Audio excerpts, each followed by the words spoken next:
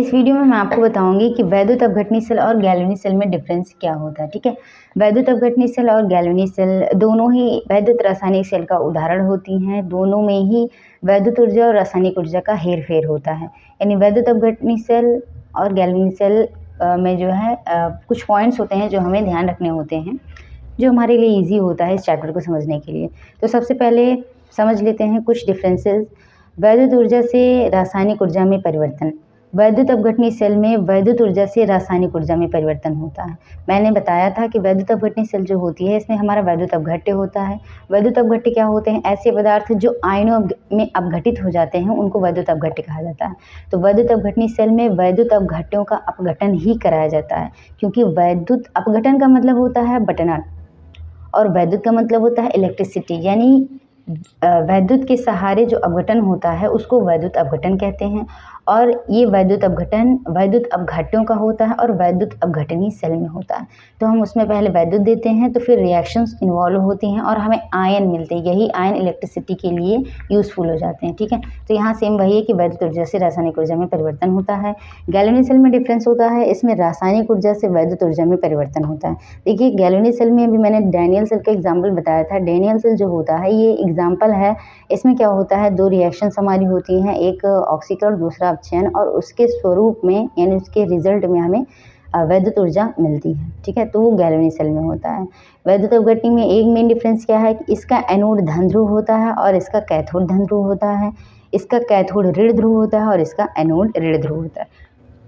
मगर दोनों चीज़ में एक चीज़ आपको याद रखनी है कि चाहे सेल ये हो या ये हो, एनोड पर हमेशा ऑक्सीकरण होता है और कैथोड पे हमेशा अपचयन होता है। एनोड इसका धन ध्रुव और ऋण ध्रुव क्या हो ये तो कॉमन है, क्योंकि आप जानते हो कि एनोड एक पॉजिटिव पोल होता है, ध्रुव होता है, और कैथोड एक ऋण ध्रुव होता है, जो कि आप फिजिक्स में भी पढ़ते होंगे। लेकिन गैलेनिक सेल में ये डिफरेंस हो जाता है, मतलब डिफरेंट हो जाता है, उल्टा हो जाता है। इसका रीज़न मैंने आपको बताया था कि डैनियल सेल में क्या होता है, इसी वजह से, और डैनियल सेल गैलेनिक सेल का एग्जाम्पल है, और उससे ही आप समझ सकते हो कि कैथोड कैसे धन ध्रुव होता है और एनोड कैसे ऋण ध्रुव होता है। इसके लिए आपको पीछे की वीडियोस देखनी होंगी, जहाँ पे मैंने अच्छे से एक्सप्लेन किया है कि क्या रीज़न होता है कि कैथोड धन ध्रुव बन जाता है और एनोड ऋण ध्रुव। इसके बाद वैद्युत अपघटनी सेल में बैटरी बाह्य परपथ में लगाई जाती है। रीज़न क्या होता है, क्योंकि हमें इसमें इलेक्ट्रिसिटी चाहिए होगी और इलेक्ट्रिसिटी जनरेट ऐसे तो होगी नहीं, तो हम इसमें एक सर्किट बनाते हैं। उस सर्किट यानी परिपथ में बैटरी को ज्वाइंट कर देते हैं, ऐड कर देते हैं, जिससे हमें वहाँ इलेक्ट्रिसिटी मिल जाती है और वैद्युत अपघट्य का अपघटन होता है और रासायनिक ऊर्जा होती, मतलब रासायनिक क्रियाएं होती हैं।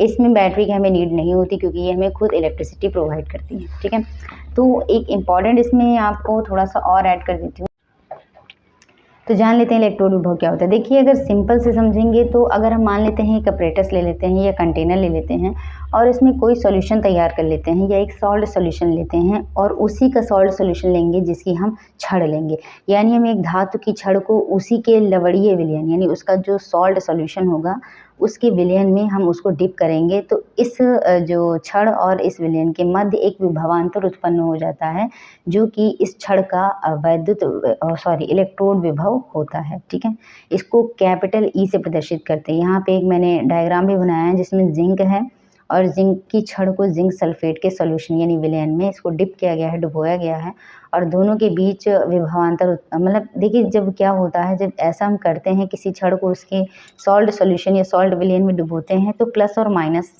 प्रोवाइड हो जाते हैं, यानी ये जो छड़ होती है ये नेगेटिव हो जाती है और इसके चारों तरफ प्लस हो जाता है, और प्लस माइनस की वजह से ही छड़ में जो है इन दोनों के बीच एक विभवांतर उत्पन्न हो जाता है, जिसको हम वैद्युत विभव कहते हैं, और इसको कैपिटल ई से प्रदर्शित किया जाता है।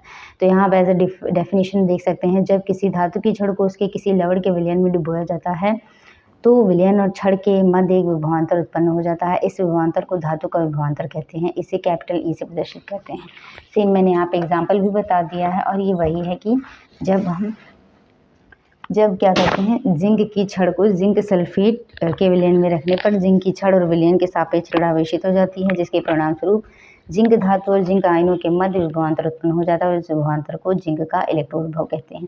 अब ये प्लस और माइनस क्यों होता है, यानी छड़ जो होती है ये हमारी प्लस और माइनस दोनों हो सकती है, और सॉल्ट जो सॉल्यूशन है वो हमारा प्लस और माइनस क्यों हो जाता है, तो इसका कुछ उदाहरण होता है, मतलब इसका कुछ रीजन होता है जो कि नर्स ने बताया था, और ये मैं आपको नेक्स्ट वीडियो में बताऊँगी। ठीक है, थैंक यू फॉर वॉचिंग।